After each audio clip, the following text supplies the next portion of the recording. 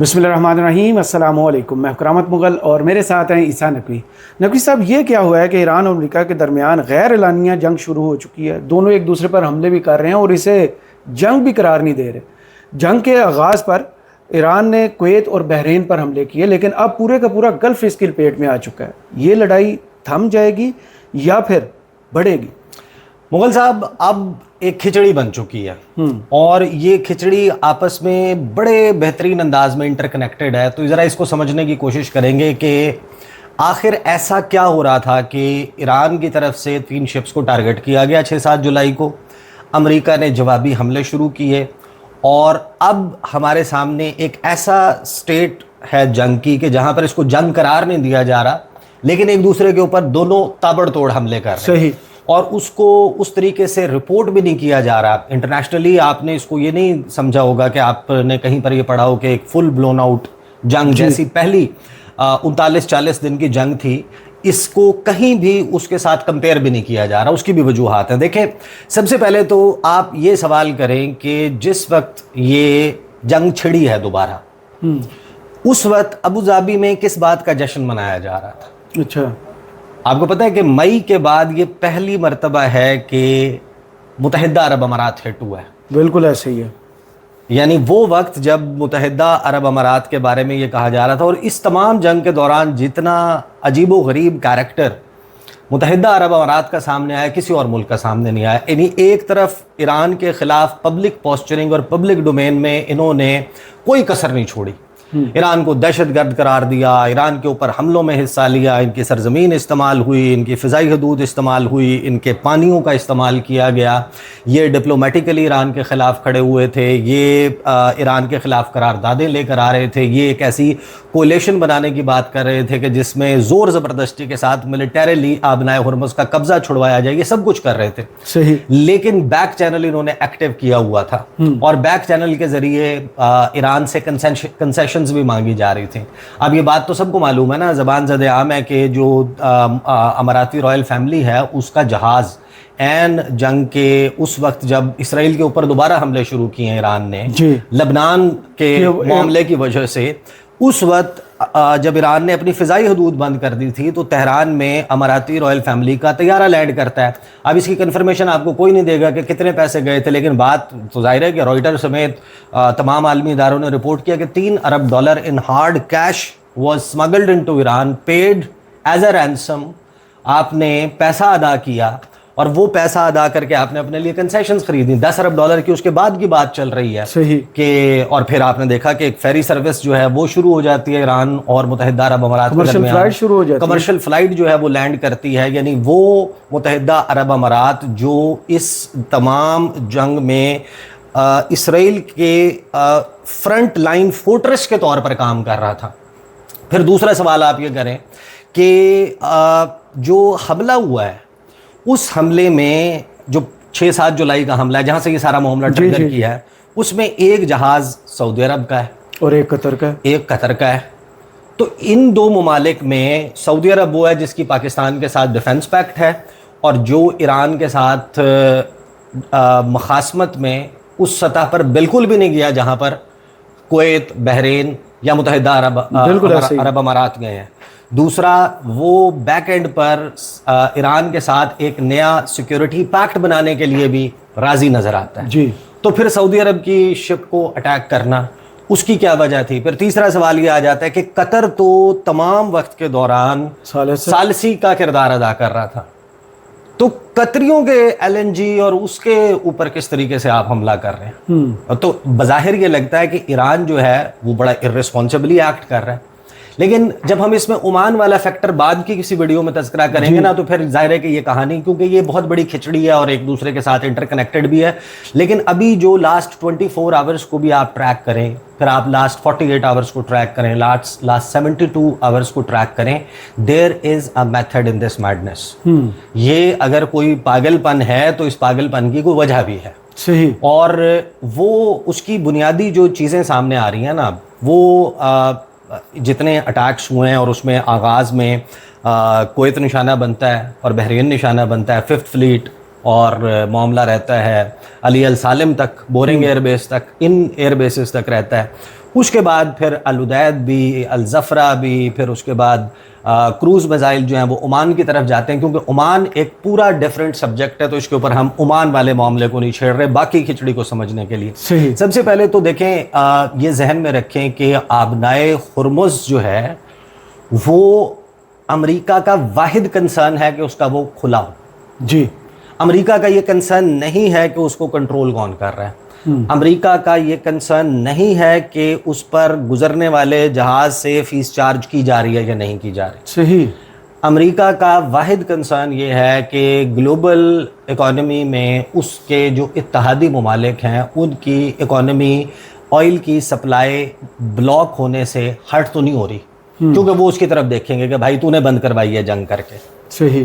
तो अमेरिका का वाहिद कंसर्न है। इसी वजह से जो मिड जून में पाकिस्तान की सालसी में स्विट्ज़रलैंड में आपका तय पाया है memorandum of understanding, Islamabad memorandum of understanding, वो बड़ा क्लियरली जो है ईरान के ऊपर फेवर्स और इनायात की भरमार कर देता है, और उसमें आबनाए हुर्मुज़ का कंट्रोल प्रैक्टिकली आप उसका आर्टिकल 5 पढ़े, उसमें 6 माह के लिए ईरान के हवाले, वो ईरान के हवाले है जी।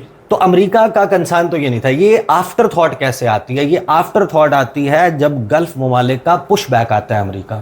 अच्छा। और अमेरिका से ये बात कन्वे की जाती है मार्को रूबियो के विजिट के दौरान कि माई बाप ये आप क्या कर रहे हैं, आपने हमारी सिक्योरिटी आपके ज़िम्मे है, हम अपना तेल पेट्रोल में पेट्रो डॉलर का फिनोमेना हमारी वजह से कायम है, हम डॉलर में बेचते हैं, आपके अड्डे हम होस्ट करते हैं, आपके जितने जियोपॉलिटिकल एम्स एंड एम्बिशंस हैं उनको एक्सेलरेट करने के लिए, उनको एनेबल करने के लिए सारा कुछ हम करते हैं, आपके यहाँ इकोनॉमी में इन्वेस्ट हम करते हैं, ट्रिलियन ऑफ डॉलर्स का हम आपसे असलहा ख़रीदते हैं, और आपने हमारे सर के ऊपर ईरान को एक रीजनल हेजमॉन के तौर पे, एक रीजनल पावर के तौर पर इस खित्ते का दादा बना दिया, और वो डंडा लेके लठ लेके उसके मिसाइल प्रोग्राम पे भी आपको इतराज़ नहीं है, हम उसके ख़तरे में मौजूद हैं, और आपने आबनाए हुर्मुज़ की चाबी उसके हाथ में दे दी है। अब आबनाए हुर्मुज़ से वो गुजरने वाले हर जहाज़ से फ़ीस वसूली के नाम पे और डिलेइंग टैक्टिक्स के नाम पे हमारे कार्गो को, हमारे ऑयल टैंकर्स को, हमारे शिपमेंट्स को रोक के हमारे जो डेवलपमेंट और हमारे पास इनफ्लो ऑफ कैश है उसको रोकने की सलाहियत आपने उसको दे दी है। तो हम कहाँ जाएंगे? हम तो मारे जाएंगे। दूसरा, अगर वो $2 फी बैरल भी हमारे से मांग लेता है तो हमारा तेल आलमी मंडी में जाहिर है कि जो स्टैंडर्ड प्राइस होगी उसके ऊपर जा रहा होगा, उसकी वजह से जितना इम्पैक्ट आना है इंटरनेशनल मार्केट पे उस $2 का वो आ जाएगा। लेकिन असल सवाल ये है कि वो पैसा ईरान की पॉकेट में जा रहा है और हम ये बात बर्दाश्त नहीं कर सकते। ये बात अमेरिका को कन्वे की माली तौर पे मजबूत हो रहा है। उसके बाद अमेरिका ने एज एन आफ्टर थॉट क्या न्यू नॉर्मल इस्टेब्लिश करने की कोशिश की कि वो मेमोरेंडम ऑफ अंडरस्टैंडिंग जो ईरान के साथ रीच हुआ था, कि जिसमें आबनाए हुर्मुज़ की चाबी प्रैक्टिकली ईरान के हाथ दे दी गई थी, उसकी कुछ आर्टिकल्स की खिलाफ वर्जी की जाती है। आर्टिकल नंबर 1 के तमाम फ्रंट्स के ऊपर, महाजों के ऊपर जंगबंदी होगी, वो नहीं होती।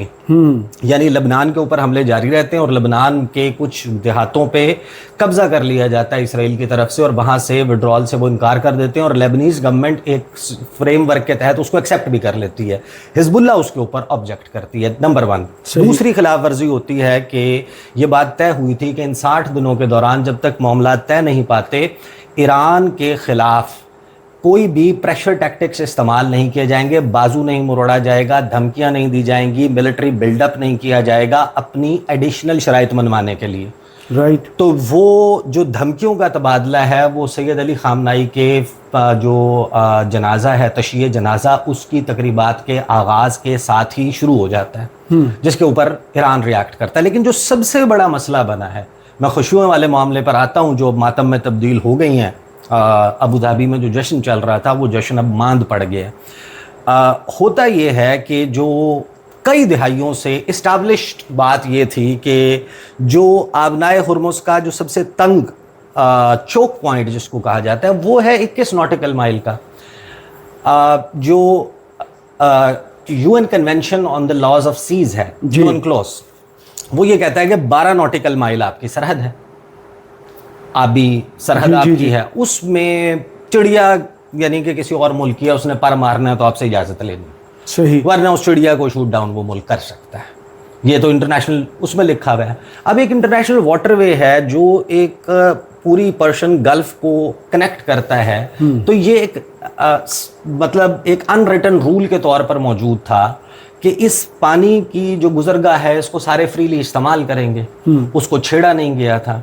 लेकिन टेक्निकली 12 नॉटिकल माइल तक ईरान का एरिया, 12 नॉटिकल माइल जो है वो ओमान का बनता है। अब टोटल है वो 21 नॉटिकल माइल, 3 नॉटिकल माइल तो ये तो यहां पर कम हो जाता है। तो इसके दरमियान में जो मीडियन लेन थी, यानी दरमियान का रास्ता, 2 लेन्स थी, एक आने के लिए इस्तेमाल होती थी, एक आप से एग्जिट के लिए इस्तेमाल होती थी, और उसी प्रोटोकॉल पर चलते आ रहे थे।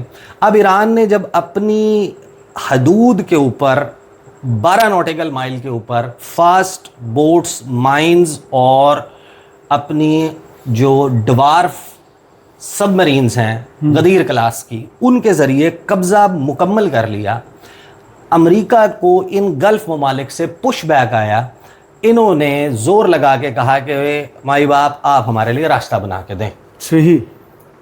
ओमान का बाजू मरोड़ा गया, ओमान से जोर ज़बरदस्ती करवा के, ओमान को पता है ओमान सिक्योरिटी के लिए डिपेंडेंट है अमेरिका के ऊपर, उस जगह पर एक नया रास्ता बनाया जाता है। यानी ओमानी टेरिटोरियल वाटर्स में उसी गिवन 12 किलो नॉटिकल माइल के एरिया में 2 ऐसे रूट्स तलाश किए जाते हैं कि जहां पर पानी की डेप्थ इतनी है कि वो ऑयल टैंकर्स की कैपेसिटी को एब्जॉर्ब कर सकते हैं। सही। अब टेक्निकली ईरान के पास सारा डेटा कहाँ से आता है? सऊदी अरब की जो टोटल एक्सपोर्ट्स हैं ओपेक प्लस एंड ओपेक में तमाम डेटा मौजूद होता है। 9.8 million barrel per day exports हैं सऊदी अरब की। पोटेंशियल उसका ज़्यादा है, लेकिन ओपेक का कोटा इतना है। जब जंग छिड़ जाती है तो वो उनकी आबनाए हुर्मुज़ से होने वाली, पर्शियन गल्फ से होने वाली एक्सपोर्ट रुक जाती है। वो तमाम के तमाम अपनी पाइपलाइन के ऊपर डिपेंडेंट हो जाते हैं, जिसकी टोटल कैपेसिटी है 7 मिलियन बैरल की। उसमें से 2 मिलियन बैरल डोमेस्टिक यूज़ के लिए इस्तेमाल होता है, 5 मिलियन बैरल जो है वो बहिरा अहमर के जरिए इंटरनेशनल मार्केट में एक्सपोर्ट होता है। बाकी जो 4.8 मिलियन बैरल है उसने गुजरना है तो गुजरना है आबनाए हुर्मुज़ से। राइट। अब आपके पास जो डेटा है एक्सपोर्ट्स का जब सामने आता है तो ईरान को तो पता है ना कि ये मुल्क इतना एक्सपोर्ट कर रहा है, ये इतना एक्सपोर्ट कर रहा है, ये इतना एक्सपोर्ट कर रहा है। इसकी जब पाइपलाइन की कैपेसिटी और टोटल 7 मिलियन बैरल की है और इसकी जो डोमेस्टिक कंजम्पशन है वो 2 मिलियन बैरल की है, इसका मतलब ये है कि जो एडिशनल है वो उस रास्ते से गुजारा जा रहा है जो रास्ता नया एस्टैब्लिश किया गया ओमानी वाटर्स में। That's why Saudi Arab comes under attack. सही। कि आपसे ये कहा कि आप रीजन में अमेरिका की गेम ना करें, हम आपसे फीस नहीं ले रहे, लेकिन आप कोऑर्डिनेट करें और अमेरिका के हाथ मजबूत ना करें इस खित्ते में। उसकी प्रेजेंस इस मुआहदे के तहत, इस्लामाबाद मेमोरेंडम ऑफ अंडरस्टैंडिंग के तहत, उसकी ईरान की प्रॉक्सिमिटी में से वो ख़त्म होनी है। दूसरा, इसी आबी रास्ते को इन अड्डों तक लॉजिस्टिक्स और बाकी सामान पहुंचाने के लिए इस्तेमाल किया जाएगा। Same goes for Qatar. And then जो यूएई का केस है वो ये है कि आपने बैक एंड पे सारा कुछ कर लिया ईरान के साथ मामलात सीधे करने के लिए, लेकिन आपने किया कि आपने 3 दिन पहले ये ऐलान किया कि हम ओपेक की जो कोटा है वो 3 मिलियन बैरल का था यूएई के लिए, 2.8 से 3 मिलियन बैरल के दरमियान, यानी कि 28 लाख से 30 लाख बैरल यौमिया मुत्तहिदा अरब अमारात का कोटा था। मुत्तहिदा अरब अमारात ने इस जंग के बाद जंप आउट कर दिया ओपेक एंड ओपेक प्लस से। बिल्कुल।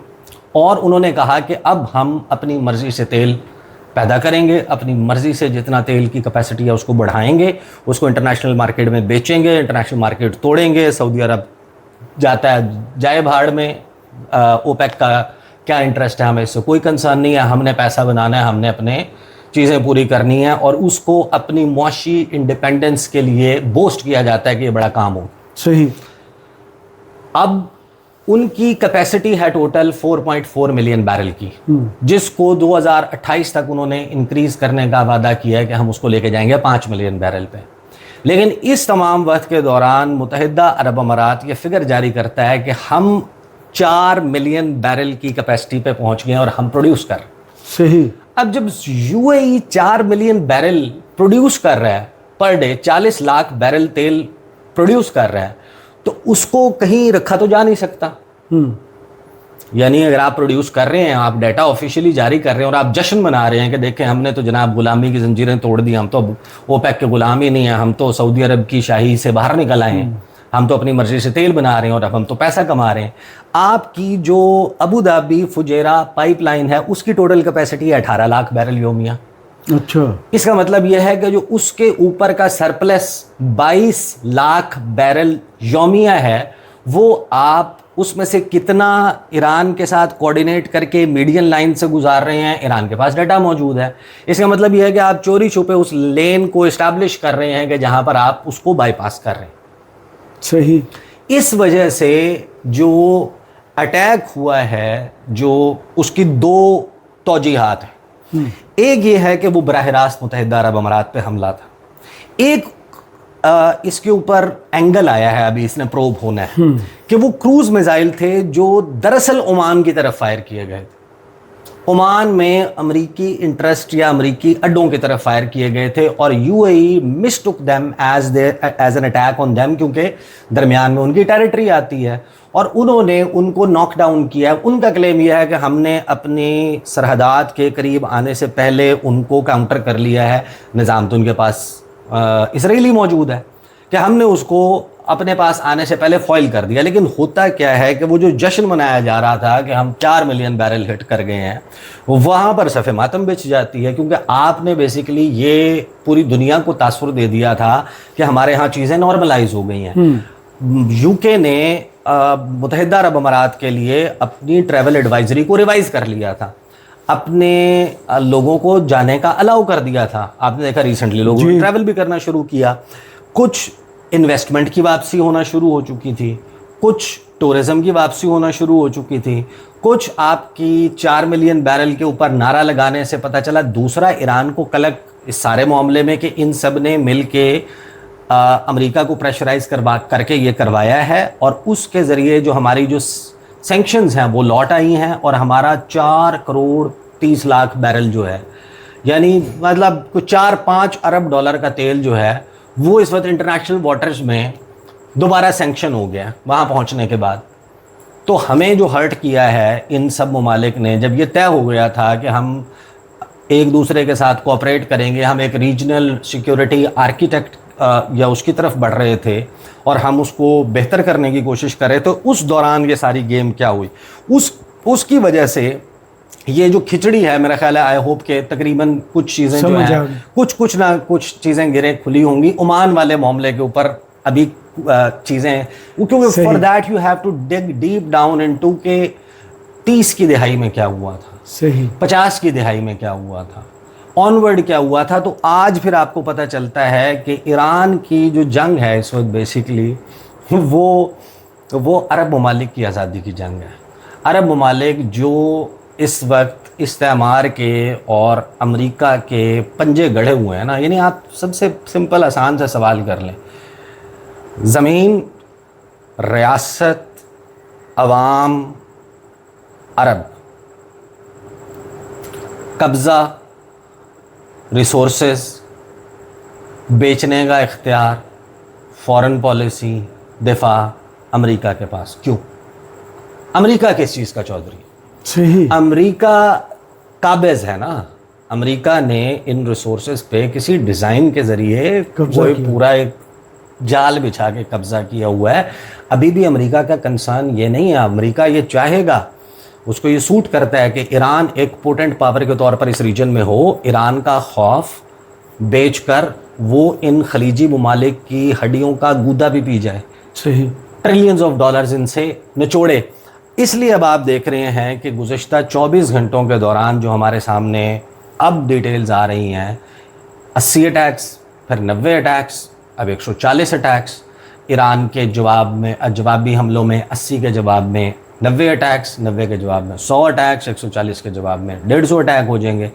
तमाम तरफ वो हमले शुरू हो गए हैं। उर्दन पर हमला हुआ है, कुवैत पर हुआ है, बहरीन पर हुआ है, कतर पे हुआ है, सऊदी अरब पर नहीं हुआ, यूएई ने कहा, ओमान ने कहा, ये सारी कुवैत में हलाकतें भी हुई अमेरिकी फौजियों। वो जो अभी हलाकतों का आया है ना, ये 1 मार्च का हमला, जो पहला हमला था, ड्रोन अटैक था, उसमें 6 उन्होंने बताना शुरू कर दिया। अब उन्होंने जो है वो फिगर्स देना शुरू किए, जिनको पहले भी ईरान कह रहा था कि ये छुपा रहे हैं, तो वो छुपाए जा रहे थे। अभी जो है वो छुपने वाला मामला नहीं है।